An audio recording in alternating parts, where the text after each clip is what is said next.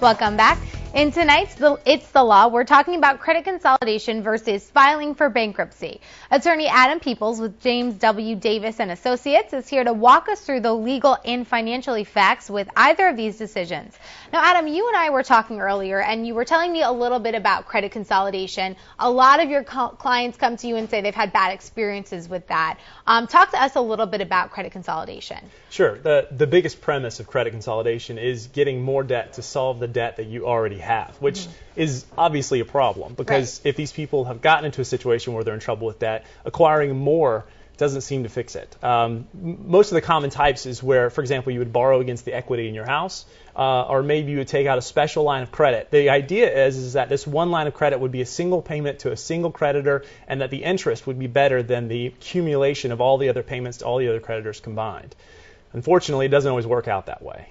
Okay, so credit consolidation isn't always the answer for your clients. Now, what about these consulting firms? I know there's people who actually help you do this credit consolidation. Do you think that those people know a little bit better than just doing it on your own? I don't. I think they're there to get your money.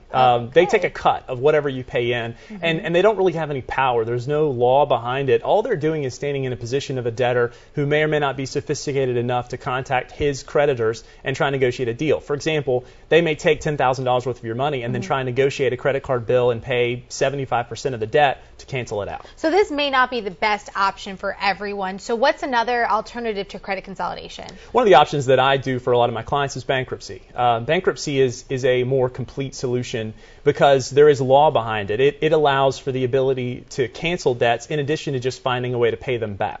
Okay, so we actually do have a bankruptcy/credit consolidation viewer question tonight. So I'm going to read it to you, and you can tell me how you would respond to it. So this woman is asking, would I use credit card consolidation or filing for bankruptcy? Which is better in my case? And she says, I have nearly $50,000 in credit card debt, aside from a school loan that is in deferment. And I want to know what to do because there's no money left for keeping up with payments. My husband was laid off his job at the airport, and I just gave birth a few months ago. I am working a few hours part-time, but that doesn't cut it. And my husband's unemployment check just covers the rent for us to have a place to live. I need advice. What would you tell this woman? Well, the $50,000 in debt, in credit card debt, is almost enough by itself for me to encourage for the person to file bankruptcy.